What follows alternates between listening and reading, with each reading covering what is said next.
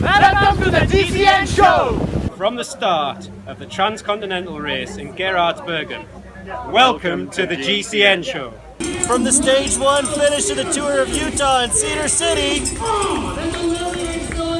welcome to the GCN Show!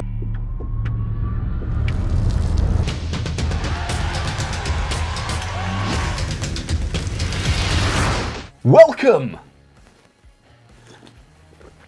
to the GCN Show. Coming up this week, we ask how far could you ride in an ultra endurance special. We round up all the race and transfer news, and we've also got a very exciting new competition for you. Yeah, we've got a fantastic tech of the week as well, plus all of your usual favourites, hack, bodge, Dom's tweet, caption, and not forgetting wattage bazooka. Thank you very much, GCN, and on with the show. We've had some great captions come in for last week's photo, which, if you remember, was this one of Peter Sagan coming out of a motorhome. And we've chosen from many quality entrants this from John O'Brien. Captioned, when you need to lose some weight for the climb. Well done, John. Well done, John. Send us your details, we'll get you a prize in the mail. We certainly will. Now, this week's caption is this picture from the recent Brompton World Championships, which took place over the RideLondon weekend. I'll get you started. Emulating Caleb Ewan in the sprint didn't work out too well. Try to touch your face on the ground. Did you write that yourself? I did. You can do better You than can that. tell. You can definitely do better than that. You know what to do. Now, the Tour de France is over, but we need something to fill the void before the Olympics start. But thankfully, there's a lot going on in the world of ultra endurance. Now, the Transcontinental, the 4th edition of that race, started on Friday and takes the 300 plus competitors who ride unsupported all the way from Geraardsbergen in Belgium to Istanbul. Now, the riders must plan their own route, which is a really unique feature of this event, but they must also pass through 4 mandatory checkpoints, a few of which are atop very steep but iconic mountains. Yeah, it's a really cool event, Matt. And what I find most interesting about these kinds of events is the kind of equipment choices these guys are going to make. There's an article over on Road CC about last year's winner, Josh Ibbott. He's taking part again this year, and he's gone for a titanium frame. He's gone for Dura Ace Di2. Shiny. A semi-compact, actually, so a lowest gear of 36.28 on those fairly iconic Obviously a climbs. strong lad. And he's going to be rolling on 28mm tyres. Very comfy. But I think the most interesting thing about this is considering he's got his bedding, he's got all his spares, he's got all the stuff he needs, and the bike included adds up to just 12.5 kilograms. Wow, so clearly he's going to be turning his pants inside out on this particular expedition then, John. Now, continuing the subject of ultra-distance cycling, our friend Bruce Berkeley, aka Cycle Doctor 1, has been up to his old tricks again, this time in Richmond Park, London, where he decided it was a good idea to see how far he could ride in 24 hours. Yeah, he didn't do a bad job either. He rode an incredible 628 kilometres or 390 miles, and he did that at a speed of 30.3 kilometres an hour. He's going to have a quick look at his Strava file, and yeah, that's long and fast. That's absolutely nuts. But to add to the epicness of Bruce's ride, the typical British summer made it extremely difficult for him. He actually got rained on in extremely cold conditions for about 5 hours, had to ride home, get a fresh change of clothes and thaw out, and then recommence his ride, losing him an estimated 50 Ks, which makes his ride even the more remarkable. Yeah, chapeau Bruce. Now, we can't close this ultra endurance special without mentioning the Red Bull Trans-Siberian, which finished this weekend. It's 9,200 kilometres long, which is pretty long. Which is, I can confirm, is long. The longest of the 14 stages was stage 12 at just a mere 1,400 kilometres. But the winner was a homegrown winner, Russian Alexei Shebelin. He clocked 336 hours in the saddle en route to his solo victory. Very well remembered. I thought you were going to forget that. Thank so you, yeah. Congratulations. But there's only a few select people who can do this sort of event. But what we'd like to know is about your rides. What's your longest, most gruelling ride? We want all the gory details. Send them in to us here at GCN, and we'll read out some of the best in next week's show.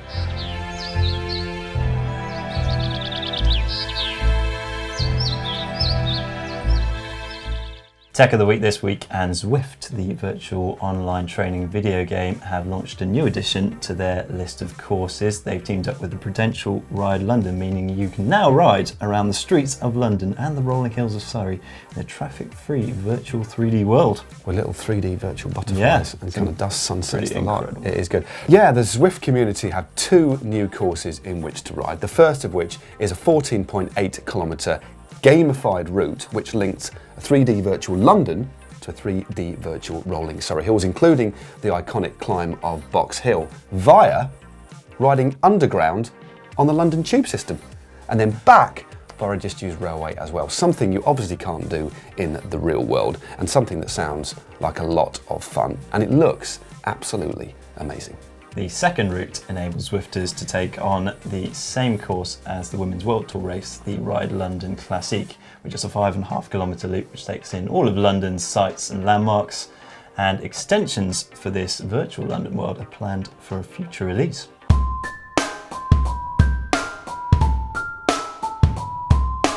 We're at Trek World, which is Trek's dealer show in Madison, Wisconsin, and as you would imagine, there are plenty of great bikes and loads of great tech for us to see. This one, however, actually caught my eye. It's the Domane ALR. It's new in Trek's range for 2017.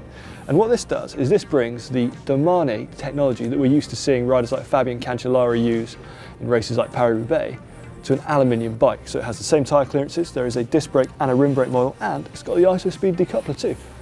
Very cool. Let us know what you think in the comments. And last, but by no means least, on this week's Tech of the Week, we've got some live tech. Check this out.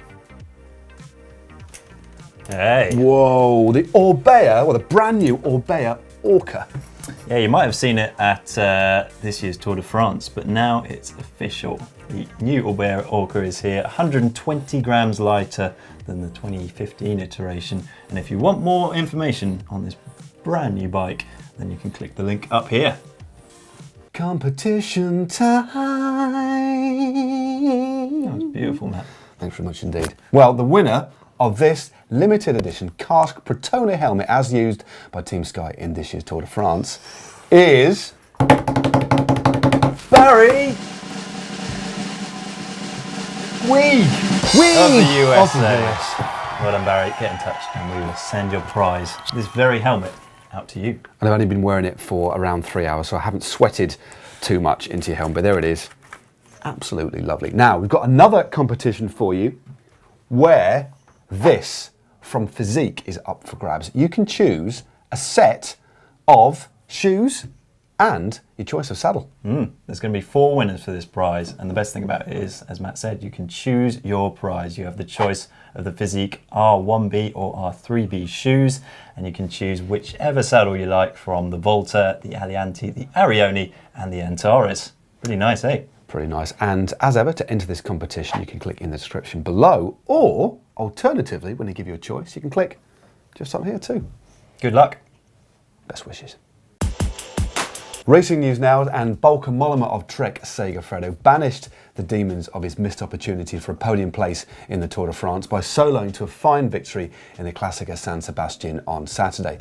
Now, the Dutchman jumped away on the final climb of the day and took a very hairy descent, maintaining a lead of 10 seconds all the way to the finish from a fast finishing Tony Galopan of Lotto Soudal and Alejandro Valverde of Movistar. Meanwhile, over in London, round 13 of the Women's World Tour took place in the form of the RideLondon Classique. It was a 5.5 kilometre circuit race around the streets of London. It was won by Kirsten Wild of High Tech Products. Second place was Nina Kessler of Lensworld, with third place going to Leah Kirkman of Liv Bland Tour.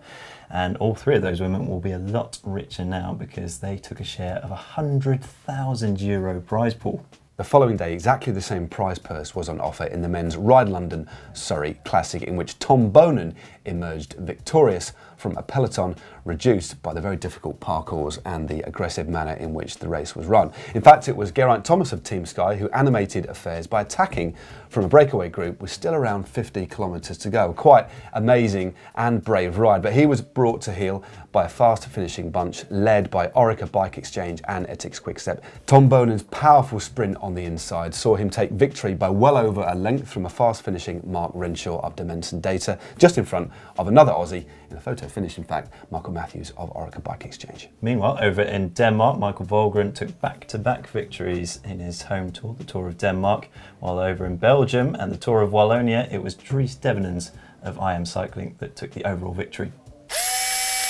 What time is it now? I think it's time for /Watch of the Week. It certainly is. And first up, we got this from Lucas V. Monkovic on Twitter. I mean, look at that. It looks like it's a boudin or a French sausage. When you look closer, it's not a boudin or a French sausage. It's an inner tube strapped to his seat. Clearly, he may or may not have hemorrhoids. Yeah, that's quite a specific... It's amazing, isn't it? Ooh, just quite wrong. a specific bodge for a very specific problem. Anyway, let's move on to Andrew Wagoner.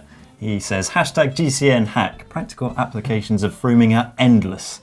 And, well, I'm not sure if that's actually top tube padding or whether that's just a method of actually keeping the rest of the bike together. But, yeah, that's pretty interesting. Probably a bit of both. And I do like the fact that the #frooming, you can now use it as a verb as well, which is quite cool. That's a bodge.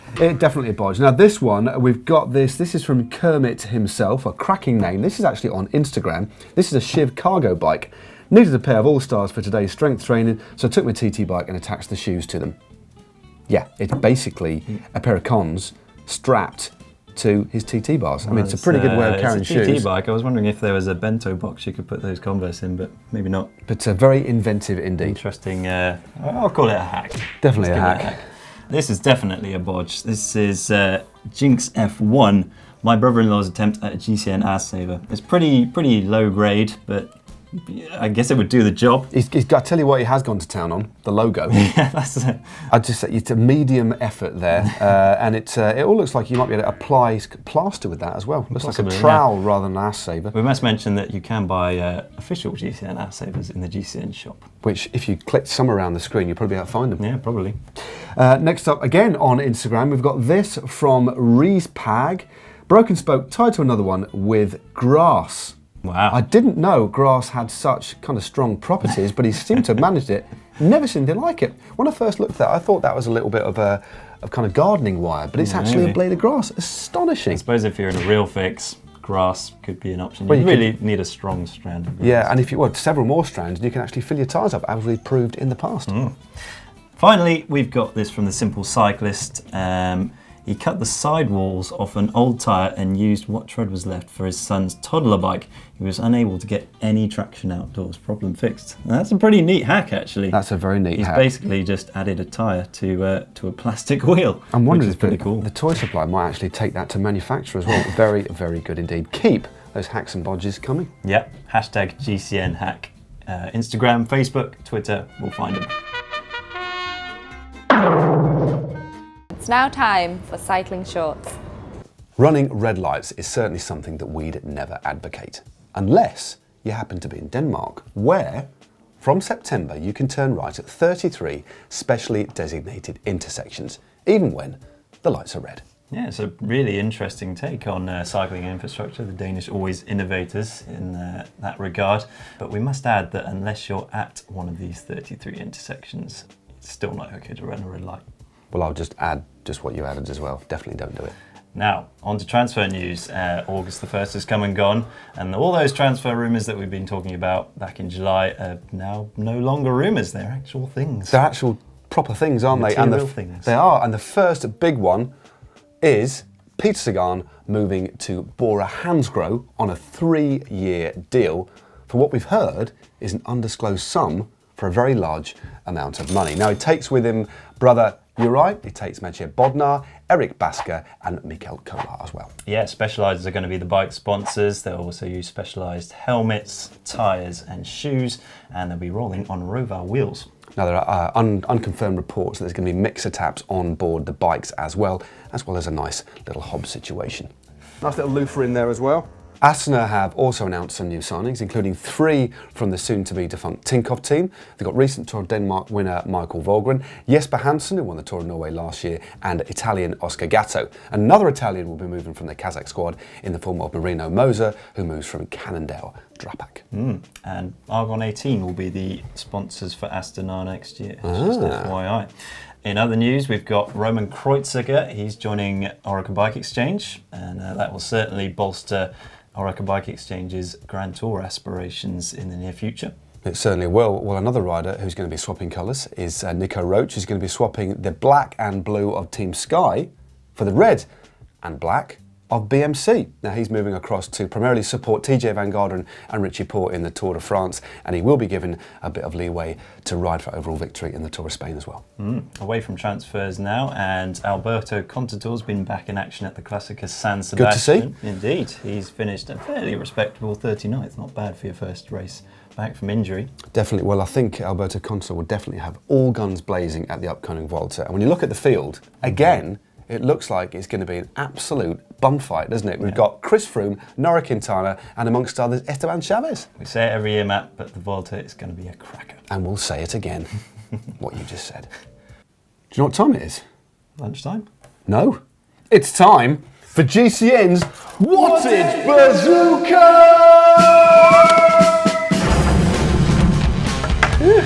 Well, there we go.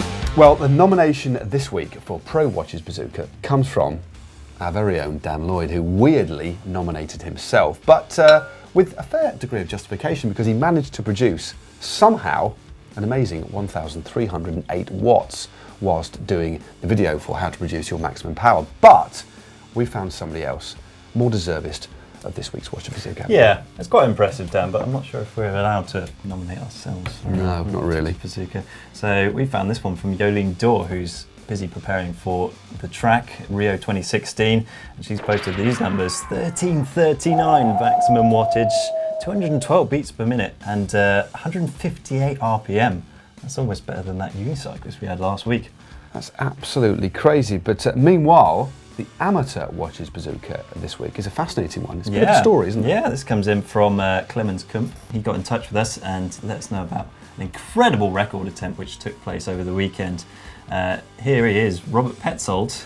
Is he the one in the pig costume? Oh no, he's the one on the left. Yeah. Oh right, sorry. But he rode the Holzhau climb in Germany over 144 times, averages 10%, and he totaled over 22,500 metres of elevation, which could actually be some sort of unofficial record. They've yet to ratify it, but absolutely incredible ride, Robert.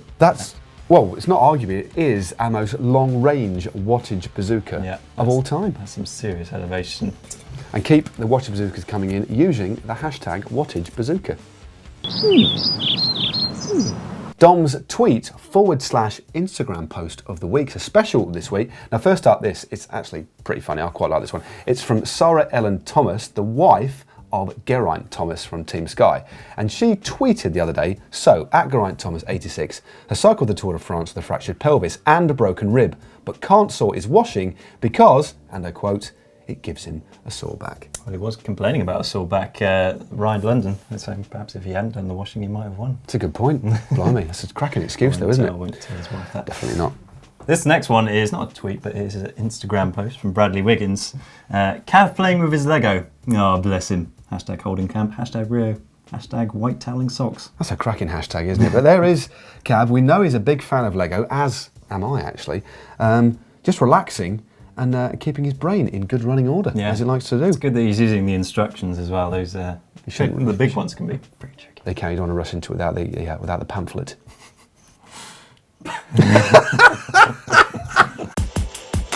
It's time now for comment of the week, and we've got some absolute crackers here. Now, we did get quite a few comments under our top 5 essential tools video, and you let us know about some of the tools that you cannot live without. Now, a lot of people lamented the lack of tyre levers and spoke keys on the list, and some people actually use a Dremel to cut their cables, which is quite a cool hack. Interesting. Anyway, excuse me, we got this from Max Power Simon, who simply says, I like hammers. Fair enough. Wouldn't want to live in a house with him. We all need a hammer in the toolkit. We do. And then Rob Graham very kindly gave us a top 5. His top 5 goes as follows: 1 Allen keys, 2 cassette removal tool, good choice, 3 chain whip, absolute classic, 4 torque wrench, interesting, and number 5 a credit card to pay the local bike shop for fixing my handiwork. Very good. It's an essential in any cyclist's toolbox. This one is under how to find your max power from Ed Friedman. He spotted it. Chris Froome is running up behind the GCN guys. Didn't even say hello. Bit rude, isn't it, really? And finally, under the GCN show, we've got this from Pablo Gonzalez. And who is the lady in the drawing at the back? Oh, It's Cy. He's looking good, isn't he? Very youthful. Wonder what product he uses. Yes. Needs a bit of work on his hair though.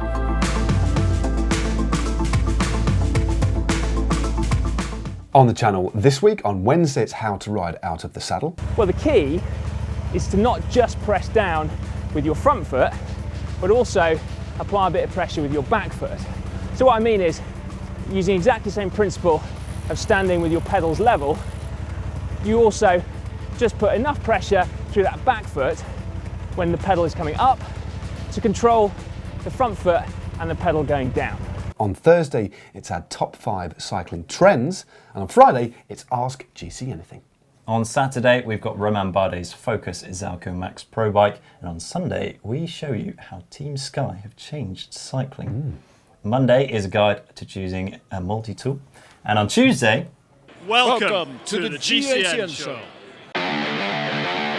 It's time now for Extreme Corner. What have we got, John? well, this one was sent in from Nicolo Bonifacio, the Trek Segafredo Pro. And really, it has to be seen to be believed, Matt. Well, I must admit, I've actually seen it. I still don't believe it.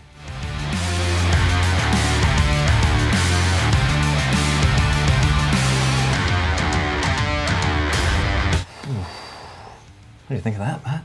Well, I don't believe it happened. Don't even believe it, even though you've seen it. No, special effects. Incredible. Anyway, if you fancy these t-shirts, I think they're rather swish, and all different colour permutations thereof, you can click through to our GCN shop and see all our merchandise and swag just in there. And meanwhile, if you want to check out a random video from our archive of many, many GCN videos, you can click up here and it'll take you to something completely random. Yeah, and for how to make your bike go faster, which is quite important and handy, click just down here. And finally, don't forget to give this video a thumbs up if you liked it and click on the globe to subscribe. And don't forget to share as well. Tell your mates.